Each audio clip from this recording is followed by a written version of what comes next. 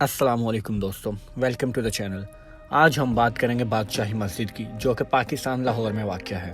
اگر آپ میرے چینل پہ نئے ہیں تو سبسکرائب کریں ڈیلی اردو کو اور بیل آئیکن کو دبائیے انٹرسٹنگ ویڈیوز کے لیے۔ دوستو، بادشاہی مسجد لاہور میں چھٹے مغل بادشاہ اورنگزیب نے قائم کی۔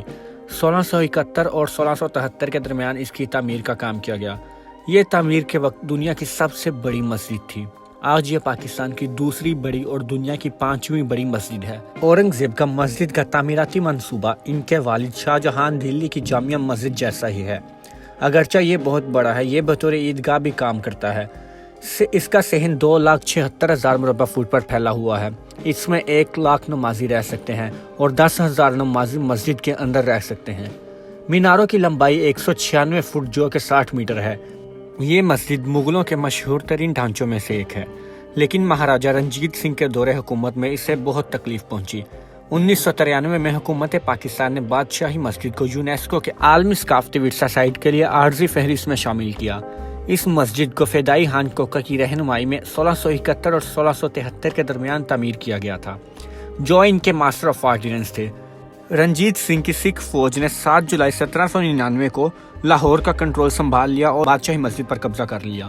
شہر پر قبضہ کرنے کے بعد بادشاہی مسجد کی بے حرمتی ہوئی، جس میں رنجیت سنگھ نے اس کے وسیع صحن کو اپنی فوج کے گھوڑوں کے لیے ایک استبل کے طور پر استعمال کیا اور اس کے 80 حجرات جو کہ صحن کے آس پاس والے چھوٹے مطالعہ والے کمرے ہوتے ہیں اپنے فوجیوں کے لیے کوارٹر کے طور پر دے دیے۔ 1818 میں اس نے مسجد کے سامنے والے باغ میں ایک سنگ مرمر کی عمارت تعمیر کروائی۔ 1841 میں پہلی انگلو سکھ جنگ کے دوران رنجیت سنگھ کے بیٹے شیر سنگھ نے مسجد کے بڑے میناروں کو زمورہ یا ہلکی بندوقوں لگانے کے لیے استعمال کیا۔ اس کا استعمال لاہور قلعہ میں پناہ لینے والی چاند کور کے حامیوں پر حملہ کرنے کے لیے کیا گیا تھا، جس سے قلعے کو بہت ہی زیادہ نقصان پہنچا۔ ان میں سے ایک بمباری میں قلعے کے دیوان عالم ہال آف پبلک آڈینس کو تباہ کر دیا گیا تھا۔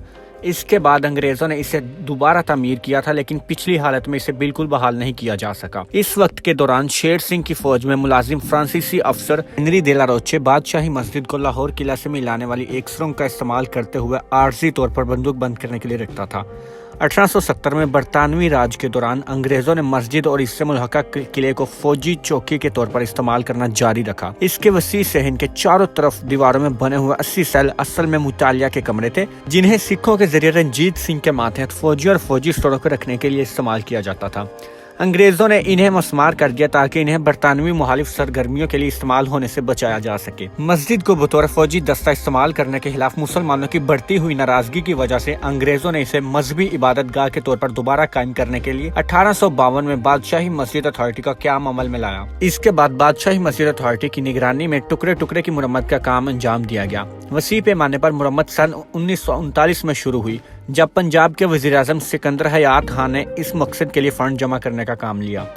یہ مرمت 1960 تک جاری رہی۔ آزادی کے بعد 22 فروری 1974 کو لاہور میں منعقدہ 2 اسلامی سربراہی اجلاس کے موقع پر مسلم ریاستوں کے 48 سربراہوں نے بادشاہی مسجد میں نماز جمعہ ادا کی، جس میں ذوالفقار علی بھٹو بھی شامل تھے۔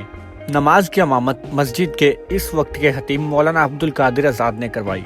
سن 1939 سے 1960 کے درمیان مسجد کی اصل حالت پر واپس لانے کے لیے اس کی مرمت کی گئی۔ 1993 میں حکومت پاکستان نے بادشاہی مسجد کو یونیسکو کے عالمی ثقافتی ورثہ سائٹ کے لیے عارضی فہرست میں شامل کیا۔ سن 2000 میں مرکزی نماز ہال میں سنگ مرمر کے جڑ کی مرمت کی گئی۔ سن 2008 میں مسجد کے بڑے صحن میں سرخ رنگ کے پتھر کی ٹائلوں کی تبدیلی کا کام شروع کیا گیا۔ مسجد کا آرکیٹیکچرل پلان جامع مسجد جیسا ہی ہے، جسے اورنگزیب کے والد شاہ جہاں نے دلی میں بنایا تھا، جو کہ ایک مسجد بھی ہے اور اسے عیدگاہ بھی مانا جاتا ہے۔ نماز چیمبر کا ایک مرکزی محراب والا طاق ہے، جس کی دونوں طرف 5 محرابیں ہیں، جو مرکزی طاق کے سائز کا 1/3 ہے۔ سب سے بڑا گنبد مرکزی محراب کے پیچھے والا ہے اور اس کے دونوں اطراف سنگ مرمر کے 2 گنبد ہیں۔ میناروں کی لمبائی 196 فٹ لمبی ہے اور اس کا بیرونی فریم 67 فٹ ہے اور اندرونی فریم 8.5 فٹ ہے۔ اگرچہ اس مسجد کے داخلی دروازوں کے اوپر والے کمرے عوام کے لیے کھلے نہیں ہیں۔ مرکزی نماز خانے کو 7 ایوانوں میں تقسیم کیا گیا ہے۔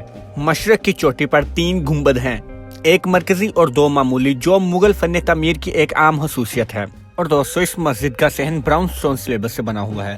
اس مسجد کے نماز ہال میں تقریباً 10,000 نمازی نماز ادا کر سکتے ہیں اور صحن میں تقریباً 1,00,000 نمازی نماز ادا کر سکتے ہیں۔ اس مسجد کا صحن دنیا کی تمام دیگر مساجد میں سے سب سے بڑا ہے۔ دوستو، اگر آپ کو یہ ویڈیو پسند آئی ہو تو میک شور کہ آپ اس چینل کو سبسکرائب کریں اور زیادہ سے زیادہ شیئر کریں۔